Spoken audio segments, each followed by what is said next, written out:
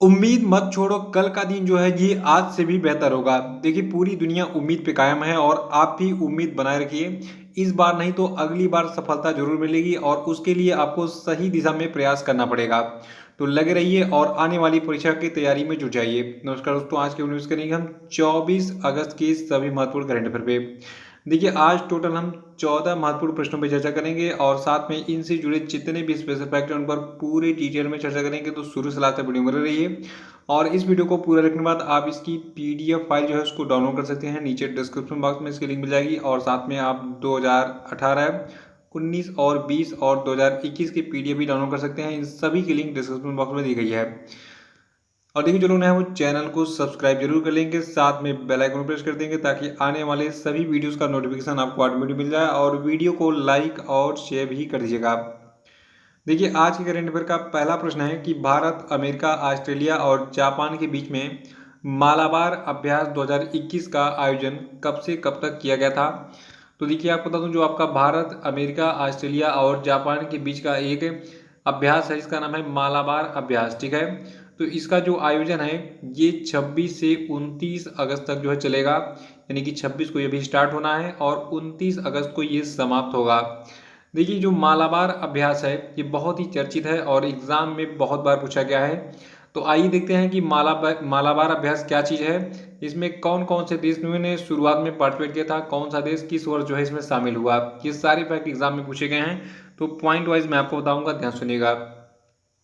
देखिए, जो मालाबार अभ्यास है ये 1992 में हिंद महासागर में भारतीय नौसेना और अमेरिकी नौसेना के बीच में द्विपक्षीय अभ्यास के रूप में जो है शुरू हुआ था। यानी कि जब ये 1992 में शुरू हुआ तो इसमें केवल और केवल अमेरिका की नौसेना और भारत की नौसेनाएं पार्टिसिपेट करती थी। लेकिन इसमें 2015 में एक परिवर्तन हुआ। इसमें 2015 में जापान को भी शामिल कर लिया गया और उस समय मैंने यूपीएससी का एग्जाम दिया था 2015 में और ये प्रश्न एग्जाम में पूछा गया था कि हाल ही में किस देश को मालाबार अभ्यास में शामिल किया गया है। तो ये देश आपका जापान था। ठीक है, तो उस समय ये जापान, भारत और अमेरिका की नौसेनाओं के बीच का अभ्यास बन गया था मालाबार। लेकिन बाद में एक और देश को शामिल किया गया चलकर, वो मैं आपको भी बताता हूँ। देखिए, जापान जो है ये 2015 में इस अभ्यास का स्थायी सदस्य बना और भारत के आमंत्रण के बाद फिर ऑस्ट्रेलिया जो है इसने 2020 में मालाबार अभ्यास में हिस्सा लिया था। तो 2020 में जो है ऑस्ट्रेलिया भी आ गया, 15 में जापान आया था, 92 में और भारत और अमेरिका की नौसेनाएं इसमें शामिल थी।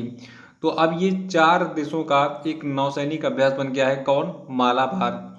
और देखिए, जो आपका ये मालाबार अभ्यास है ये वार्षिक अभ्यास 2018 में कहाँ पे हुआ था, ये हुआ था गुआम अपतटीय क्षेत्र में और 2019 में ये हुआ था जापान अपतटीय क्षेत्र में और 2020 में ये जो है अभ्यास आपका दो चरणों में आयोजित किया गया था। इसका पहला चरण बंगाल की खाड़ी में और जो दूसरा चरण है ये अरब सागर में हुआ था।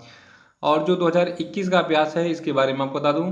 देखिए, इस अभ्यास का आयोजन 2021 में जो है अमेरिकी नियंत्रण वाले गुआम द्वीप में जो है किया जाएगा 26 से 29 अगस्त तक। और इस अभ्यास में भारतीय नौसेना के युद्धपोत आईएनएस शिवालिक और पनडुब्बी विध्वंसक युद्धपोत आईएनएस कदमत जो है ये हिस्सा लेंगे। ठीक है, तो ये 2021 वाले नौसैनिक अभ्यास के बारे में डिटेल है, इसको भी याद रखिएगा। 2021 में मालाबार का आयोजन कहाँ पे किया जा रहा है, अमेरिकी नियंत्रण वाले गुआम द्वीप में। दूसरा कि हाल ही में राष्ट्रपति रामनाथ कोविंद ने किसे मणिपुर का नया राज्यपाल नियुक्त किया है। तो देखिए, ला गणेशन को रामनाथ कोविंद के द्वारा, यानी कि जो भारत के राष्ट्रपति हैं इनके द्वारा मणिपुर का नया राज्यपाल अपॉइंट किया गया है। देखिए, मणिपुर की जो राज्यपाल थी नजमा हेपतुल्ला, ठीक है, इनका कार्यकाल समाप्त हो चुका है। तो नजमा हेपतुल्ला का स्थान लेंगे ला गणेशन। यहाँ पे इनकी फोटो दिख रही है। देखिए, जो ला गणेशन है ये इससे पहले राज्यसभा के सांसद भी रह चुके हैं और इसके अलावा इन्होंने तमिलनाडु भारतीय जनता पार्टी के अध्यक्ष पद पर भी काम किया है। तो अभी दिमाग में एक चीज घुसाइए कि ला गणेशन अब जो है मणिपुर के नए राज्यपाल बन गए हैं। इन्होंने इस पद पर नजमा हेपतुल्ला का स्थान लिया है। देखिए, जो आपकी ला गणेशन है, ठीक है, तो ये कहाँ के राज्यपाल बने हैं, मणिपुर के। तो मणिपुर के बारे में जानना जरूरी है। देखिए, मणिपुर के मुख्यमंत्री कौन है, मणिपुर के जो मुख्यमंत्री का नाम है एन बीरेन सिंह और मणिपुर की राजधानी क्या है, इम्फाल है। मणिपुर की जनसंख्या है 27.2 लाख, ये आंकड़ा है 2011 की जनगणना का। तीसरा प्रश्न कि निम्न में से किस देश की सरकार ने 3 बच्चों की नीति को मंजूरी दी? तो देखिए अभी हाल ही में चाइना में यानी कि चीन में जो है 3 बच्चों की नीति को मंजूरी दी गई है, यानी कि 3 चाइल्ड पॉलिसी को मंजूरी दी गई है। देखिए चीन जो है ये दुनिया का सबसे पॉपुलेटेड यानी कि सबसे अधिक जनसंख्या वाला देश है। लेकिन अभी देखिए हुआ क्या, कुछ सालों पहले चीन ने कहा था कि अगर आप एक से अधिक बच्चे पैदा करेंगे तो आपकी चीन की नागरिकता खत्म हो जाएगी और साथ में आपको किसी भी सरकारी योजना का लाभ नहीं मिलेगा, आपको बहिष्कृत कर दिया जाएगा। तो चीन में लोग जो है एक ही बच्चा पैदा कर रहे थे, लेकिन होता क्या गया कि बाद में जो जन्म दर है चीन में, ठीक है, वो कम हो गया क्योंकि एक ही बच्चा एक आदमी को पैदा करना था। डर के मारे दूसरा बच्चा नहीं पैदा करता था वो, क्योंकि दूसरा बच्चा अगर पैदा हो गया तो चीन से मतलब जब उस देश की नागरिकता ही खत्म हो जाएगी, देश में रहने को नहीं मिलेगा, तो आप बच्चे पैदा करके अचार डालेंगे। तो फिर इसीलिए लोग डर गए थे। लेकिन अब सरकार ने कहा है चीन की कि आप 3 बच्चे पैदा कीजिए, ठीक है, 3 बच्चे पैदा कीजिए ताकि क्या हो। देखिए आपको पता होगा कि चीन जो है दुनिया का सबसे बड़ा मैन्युफैक्चरिंग हब है। आपके जितने भी मोबाइल के पार्ट्स हैं, चाहे वो अमेरिकन कंपनी हो चाहे किसी भी देश की हो, वो सारे कहाँ पे असेंबल होते हैं। देखिए पार्ट्स तो कंपनियां अपने देश में बना लेती है, लेकिन उनको असेंबल करने के लिए चीन में भेजती है क्योंकि चीन में लेबर सस्ता है। और देखिए चीन में भी हाल ही में क्या हुआ, जनसंख्या यानी कि जन्म दर कम होने की वजह से जो नए नए बच्चे हैं वो कम पैदा होते थे, तो उसकी वजह से वहाँ पे क्या हुआ, चीन में जो है वर्तमान में सबसे बड़ी चुनौती ये थी कि जो लगातार काम करने वाली जो लेबर थे, ठीक है, उनकी कमी होती गई। एक बच्चे पैदा होने से अब जो है 3 बच्चे अगर पैदा होंगे तो धीरे धीरे जो काम करने वाले लेबर होंगे उनकी संख्या बढ़ेगी। तो इसी चीज़ को बढ़ाने के लिए चीन जो चाहता है कि अब लोग 3-3 बच्चे पैदा करें ताकि चीन जो मैन्युफैक्चरिंग हब बना हुआ है अपनी जनसंख्या और अपने कुशल कामगारों की वजह से, तो वो मेंटेन रहे। तो ये आपका मेन मोटो है 3 चाइल्ड पॉलिसी के बारे में चीन के, इसको याद रखिएगा। और देखिए चीन जो है ये आपका ईस्ट एशिया में स्थित है, कैपिटल इसकी बीजिंग है। चीन के प्रेसिडेंट हैं जी जिनपिंग और चीन की पॉपुलेशन है 139.77 करोड़। और चीन की करेंसी क्या है, रैनमिनबी है। और इसकी एक और यूनिट है चीन की मुद्रा की, रैनमिनबी की एक यूनिट है युआन, ठीक है। तो युआन और रैनमिनबी ये दोनों कहाँ की मुद्राएं हैं, ये चीन की मुद्रा है। और चीन की जो लैंग्वेज है मंदारियन, ठीक है, चीन की लैंग्वेज क्या है, मंदारियन है, ये याद रखिएगा। चौथा प्रश्न है कि हाल ही में किस राज्य सरकार ने छात्राओं को कॉलेज में प्रवेश करने पर लाडली लक्ष्मी योजना के तहत 20,000 रुपये देने की घोषणा की है? तो देखिए अब मध्य प्रदेश में कोई भी लड़की अगर वो कॉलेज में प्रवेश लेती है, यानी कि बीए, बीएससी, बीकॉम या फिर कोई भी बैचलर डिग्री के लिए जो है अगर वो कॉलेज में प्रवेश लेती है, तो उसको मध्य प्रदेश की सरकार कितना देगी, 20,000 रुपये देगी। और कैसे ये 20,000 रुपये आपको मिलेगा मैं आपको बताता हूँ। देखिए हाल ही में मध्य प्रदेश सरकार ने 22 अगस्त 2021 को रक्षाबंधन के मौके पर विश्वविद्यालयों और कॉलेजों में दाखिला लेने वाली छात्राओं के लिए लाडली लक्ष्मी योजना के तहत 20,000 रुपये देने की घोषणा की है। इस योजना का लाभ उठाने के लिए सबसे पहले छात्राओं को आवेदन करना पड़ेगा ऑनलाइन। और ऑनलाइन आवेदन करने से जो है क्या होगा, आपको उसमें प्रक्रियाओं का पालन करना पड़ेगा, अकाउंट नंबर वगैरह डालना पड़ेगा, आपके खाते में पैसा आ जाएगा और आपको एक प्रूफ वगैरह देना पड़ेगा कि हमने कॉलेज में एडमिशन लिया है। और ये आवेदन जो है ऑफलाइन भी उपलब्ध है, ठीक है, ऑनलाइन तो आप कर ही सकते हैं, ऑफलाइन भी कर सकते हैं। ऑफलाइन करने का तरीका क्या है, देखिए ऑनलाइन तो वेबसाइट के थ्रू होगा। ऑफलाइन आवेदन के लिए छात्रों को आंगनबाड़ी में या फिर लोक सेवा केंद्र जैसी महिला बाल विकास अधिकारी आदि से जो है संपर्क करना होगा। तो इतना काहे दौड़ोगे भाई, ऑनलाइन का ज़माना है, मोबाइल ऑन करो और आवेदन पत्र भर दो, यानी कि एप्लीकेशन फिल कर दो और आपके खाते में 20,000 रुपये टनाटन आ जाएंगे। तो 20,000 आ जाए तो मुझे भी कब मैसेज कर देना आप लोग किसको किसको 20,000 रुपये मिले। देखिए मध्य प्रदेश की जो मुख्यमंत्री हैं इनका क्या नाम है, शिवराज सिंह चौहान, ठीक है। और मध्य प्रदेश की राजधानी क्या है, भोपाल है। और मध्य प्रदेश की जनसंख्या है 7.33 करोड़। पांचवा प्रश्न की हाल ही में किसे अफगानिस्तान क्रिकेट बोर्ड का कार्यकारी चेयरमैन नियुक्त किया गया है? तो देखिए अफगानिस्तान क्रिकेट बोर्ड के कार्यकारी चेयरमैन बनाए गए हैं अजीजुल्लाह फजली। यहाँ पे इनकी फोटो आपको दिख रही है। और जो ये अजीजुल्लाह फजली हैं ये कौन है, देखिए आपको बता दूं अभी हाल ही में एक आतंकी संगठन है तालिबान, तो इसने अफगानिस्तान पर जो है कब्जा कर लिया है। और ये चाहता है कि अफगानिस्तान जो आतंकी संगठन है ये पूरे देश पे जो है अब कब्जा करने के बाद इसको अपने रिमोट कंट्रोल से चलाए, यानी कि वो पूरे देश पे शासन करना चाहता है। तो अफगानिस्तान पर तालिबान के कब्जे के बाद जो वहाँ के राष्ट्रपति थे अशरफ गनी, ये देश छोड़कर भाग गए थे। और उसके बाद फिर क्या हुआ, जब ये सारी चीज़ें जो है कंट्रोल में आ गई तालिबान के, तो तालिबान ने क्या किया है, अजीजुल्लाह को जो है अभी हाल ही में जो आपका अफगानिस्तान क्रिकेट बोर्ड है यानी कि एसीबी है, तो इसमें फजली की जो है नियुक्ति की है। किस लिए, कार्यकारी चेयरमैन के रूप में काम करने के लिए। देखिए जो अजीजुल्लाह फजली हैं ये अफगानिस्तान क्रिकेट के साथ करीब 2 दशक से जुड़े हुए हैं, यानी कि 20 सालों जुड़े हुए हैं। और ये जो है अफगानिस्तान में खेल की स्थापना करने वाले खिलाड़ियों के शुरुआती समूह में शामिल थे। और देखिए अपना खेल करियर समाप्त होने के बाद जो आपके अजीजुल्लाह फजली हैं, तो इन्होंने एसीबी यानी कि अफगानिस्तान क्रिकेट बोर्ड के उपाध्यक्ष और सलाहकार के रूप में भी काम किया है, लेकिन अब ये कार्यकारी चेयरमैन के रूप में काम करेंगे अजीजुल्लाह फजली।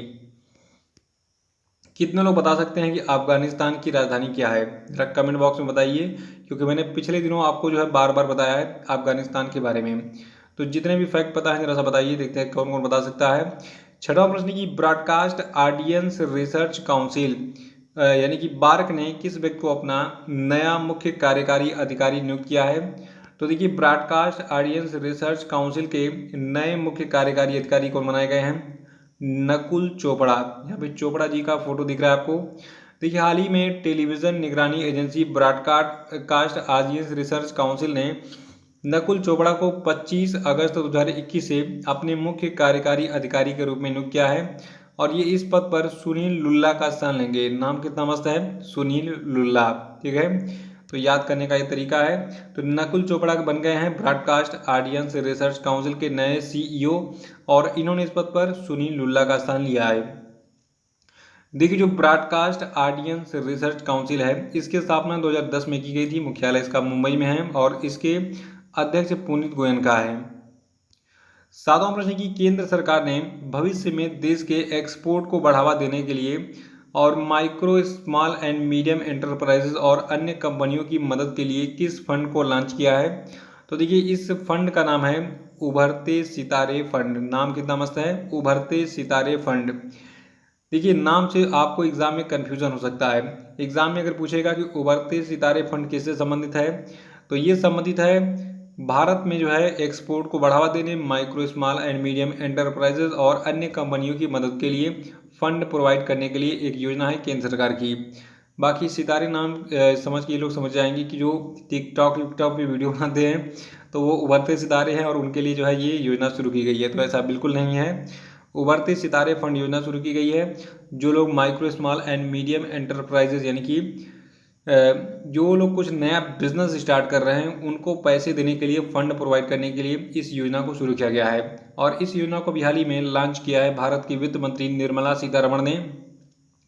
देखिए केंद्र सरकार ने कोरोना काल में सूक्ष्म लघु और मझोले उद्यम यानी कि micro small and medium enterprises को घाटे से उभारने के लिए इस उभरते सितारे फंड को लॉन्च किया है। और ये फंड जो है क्या करेगा, भारतीय कंपनियों को इक्विटी जैसे उपकरणों, ऋण, वित्त पोषित और गैर वित्त पोषित ऋण और तकनीकी सहायता। देखिए तकनीकी सहायता मतलब सलाहकार सेवाएं देना, अनुदान और सॉफ्ट लोन देना।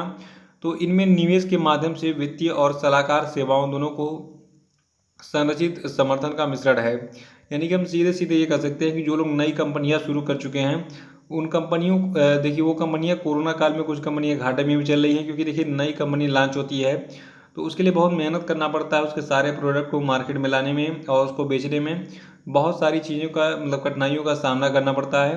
तो शुरुआत में कभी कभी कुछ कंपनियां थोड़ा बहुत घाटे में जाती हैं, तो उनको सपोर्ट करने के लिए इस उभरते सितारे फंड को लॉन्च किया है भारत के केंद्रीय वित्त मंत्रालय ने। आठवां प्रश्न है कि हाल ही में किस राज्य में भारत की सबसे बड़ी फ्लोटिंग सोलर पीवी परियोजना शुरू की गई। देखिए जो भारत की सबसे बड़ी फ्लोटिंग सोलर पीवी परियोजना है इसको आंध्र प्रदेश में शुरू किया गया है। काफ़ी खूबसूरत है ये परियोजना, देखने में कुछ इस प्रकार से दिखती है।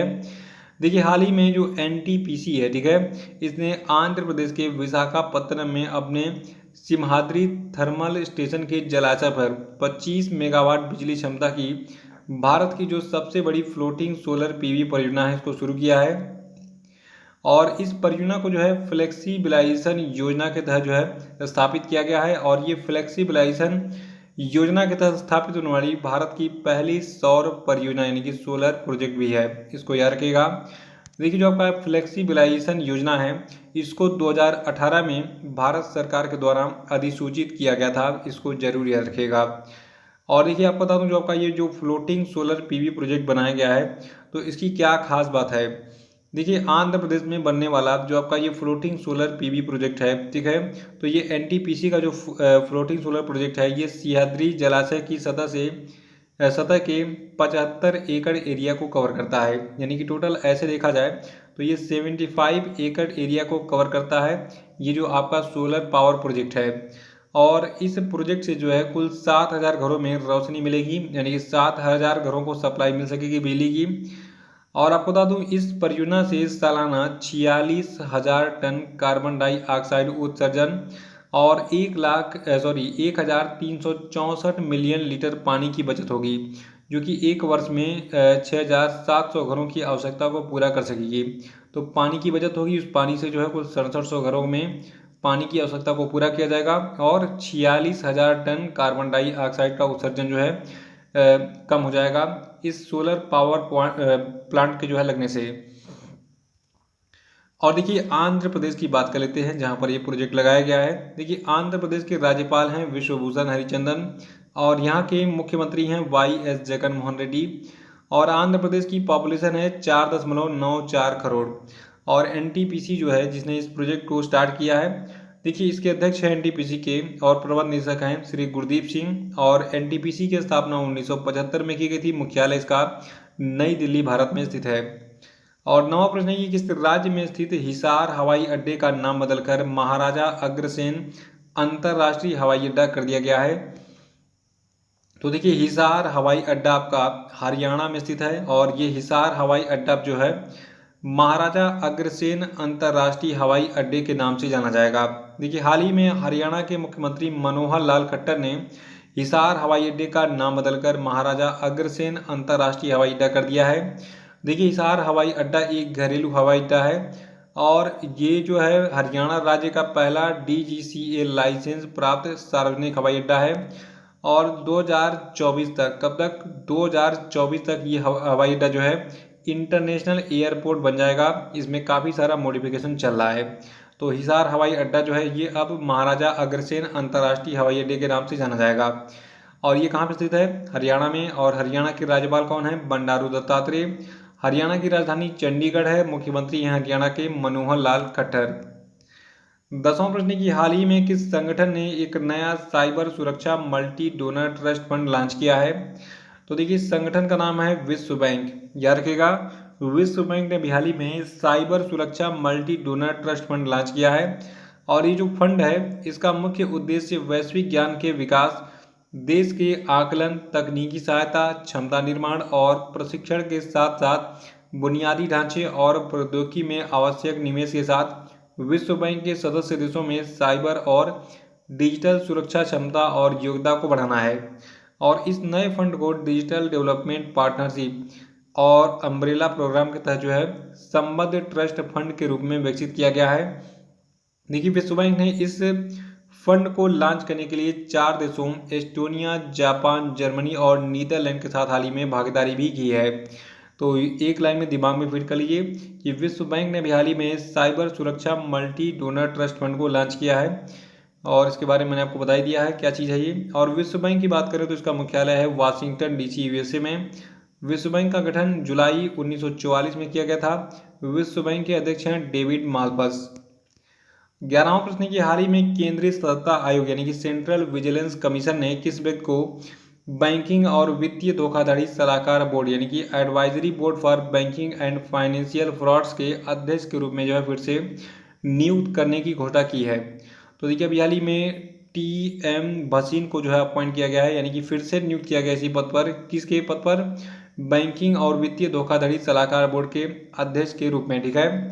देखिए जो आपको बता दूं, जो पूर्व सतर्कता आयुक्त हैं TM भसीन, ठीक है, तो इनका जो अब ये नया कार्यकाल होगा 21 अगस्त 2021 से स्टार्ट होगा, टोटल 2 वर्षों के लिए, यानी कि 2 वर्षों तक इनका कार्यकाल बढ़ा दिया गया है।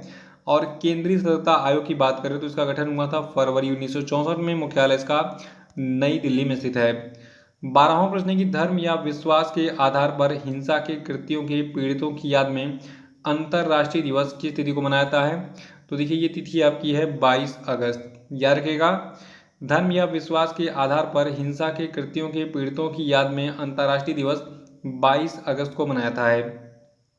और देखिए इस दिवस को 2019 से हर साल 22 अगस्त को मनाया जा रहा है और इस दिवस का उद्देश्य धर्म या विश्वास के आधार पर उसके आधार पर बुरे कामों के पीड़ितों और बचे लोगों को याद करना है। और 13वां प्रश्न है कि हर साल किस तिथि को दास व्यापार और उसके उन्मूलन के स्मरण के लिए अंतर्राष्ट्रीय दिवस मनाया जाता है? तो देखिए ये तिथि आपकी है 23 अगस्त। याद रखिएगा, 23 अगस्त को दास व्यापार और उसके उन्मूलन के स्मरण के लिए अंतर्राष्ट्रीय दिवस मनाया जाता है और इस दिन को यूनेस्को के द्वारा ट्रांसलांटिक दास व्यापार को यादगार बनाने के लिए नामित किया गया था और ये उन पुरुषों और महिलाओं की स्मृति का सम्मान करने का दिन है जिन्होंने 1791 में सेंट डोमिंगो में विद्रोह किया और गुलामी और अमानवीयकरण के अंत का मार्ग जो है प्रशस्त किया था। देखिए यूनेस्को की बात करें तो यूनेस्को का मुख्यालय पेरिस फ्रांस में है। प्रमुख हैं आंद्रे जोले और यूनेस्को की स्थापना 16 नवंबर 1945 को हुई थी। 14वां प्रश्न की हाल ही में किस आईपीएल टीम ने अंतर्राष्ट्रीय डेब्यू मैच में हैट्रिक लेने वाले जो है गेंदबाज जिनका नाम है नाथन एलिस के साथ करार किया है? तो देखिए ये टीम आपकी पंजाब किंग्स है। सरल शब्दों में हम कह सकते हैं कि ऑस्ट्रेलिया के जो गेंदबाज है नाथन एलिस अब पंजाब किंग्स की टीम की तरफ से खेलेंगे। देखिए पंजाब किंग्स की टीम जो है इसके कैप्टन कौन है? KL राहुल हैं। और आपको बता दूं जो आपके अब देखिए जनवरी 2021 में आईपीएल टीम की जब नीलामी हुई थी, मतलब आईपीएल में खिलाड़ियों की नीलामी चल रही थी, तो उस समय जो है जो आपके नाथन एलिस है इनको जगह नहीं मिल पाई, ये बिक नहीं पाए थे। लेकिन अभी इनको पंजाब किंग्स में टीम में जो है जगह मिल गई है, तो इसको याद रखिएगा। और अब हम बात करेंगे आज के सभी क्वेश्चन अपडेट पे, तो सभी लोग फटाफट कमेंट बॉक्स में आंसर बताएंगे। देखिए मैं प्लानिंग कर रहा हूँ जो सबसे अच्छा आंसर बताएगा पूरी डिटेल में उसको महीने के लास्ट में जो है मैं एक जो है टी-शर्ट गिफ्ट करूंगा एग्जाम गुरु एकेडमी का। तो आप लोग अच्छे से आंसर बताइए, मैं ऑब्जर्व करूंगा किसके कमेंट सबसे अच्छे रहें, सबसे लार्ज रहें और किसने सबसे डिटेल में कमेंट किया तो उसको मिलेगा एग्जाम गुरु एकेडमी का टी-शर्ट। तो फटाफट कमेंट करिएगा। देखिए पहला प्रश्न आपके लिए कि हाल ही में किस राज्य के पूर्व मुख्यमंत्री कल्याण सिंह का निधन हो गया? बताइए कल्याण सिंह किस राज्य के पूर्व मुख्यमंत्री थे? ये भी बताना आपको कि कल्याण सिंह जो है ये किन किन राज्यों के राज्यपाल भी रहे थे। दूसरा प्रश्न आपके लिए कि हाल ही में भारत ने किस देश के साथ 70,000 AK-103 राइफल खरीदने के लिए एक समझौते पर हस्ताक्षर किया है? बताइए। और तीसरा प्रश्न कि हाल ही में भारत चीन सीमा से सटे देश के किस अंतिम गांव में 11,000 फीट की ऊंचाई पर देश के सबसे अधिक ऊंचाई वाले हर्बल गार्डन को विकसित किया गया है? बताइए।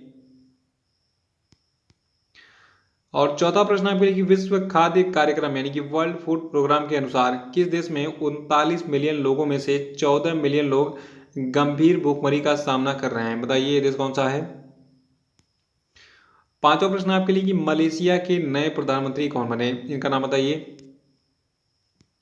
और अब हम बात करेंगे कल के पूछे गए सभी क्वेश्चन अपडेट के सही उत्तरों की। देखिए का पहला प्रश्न था कि विश्व वरिष्ठ नागरिक दिवस जो है ये किस तिथि को मनाया जाता है? तो देखिए ये मनाया जाता है 21 अगस्त को। और दूसरा था कि संयुक्त राष्ट्र के द्वारा किस तिथि को आतंकवाद के पीड़ितों को अंतर्राष्ट्रीय स्मरण और श्रद्धांजलि दिवस के रूप में जो मनाया जाता है? बताइए। देखिए ये तिथि आपकी है 21 अगस्त। 21 अगस्त को हम क्या मनाते हैं? आतंकवाद के पीड़ितों का अंतर्राष्ट्रीय स्मरण और श्रद्धांजलि दिवस। और देखिए तीसरा था कि हाल ही में किस व्यक्ति को 3 साल के लिए इंडियन बैंक का MD और CEO बनाया गया? तो देखिए ये व्यक्ति आपके हैं शांतिलाल जैन। और चौथा था कि हुरुन ग्लोबल 500 सबसे मूल्यवान कंपनियों की सूची 2021 के अनुसार कौन सी कंपनी दुनिया की सबसे मूल्यवान कंपनी बन गई है? तो देखिए ये कंपनी आपकी एप्पल है। और देखिए पांचवा प्रश्न था कि Indian film festival of Melbourne award 2021 में किस अभिनेता को सिनेमा पुरस्कार में विविधता का पुरस्कार दिया गया? तो ये अभिनेता पंकज त्रिपाठी हैं। और देखिए जो आपका मेलबर्न अवार्ड 2021 था तो इसको जो है आप देख सकते हैं परसों की वीडियो में इसके बारे में पूरी डिटेल में, और ज़रूर देख लीजिएगा क्योंकि यहाँ से बहुत सारे प्रश्न एग्जाम में बनेंगे। तो इसी के साथ ये वीडियो समाप्त होता है। जय हिंद, जय भारत।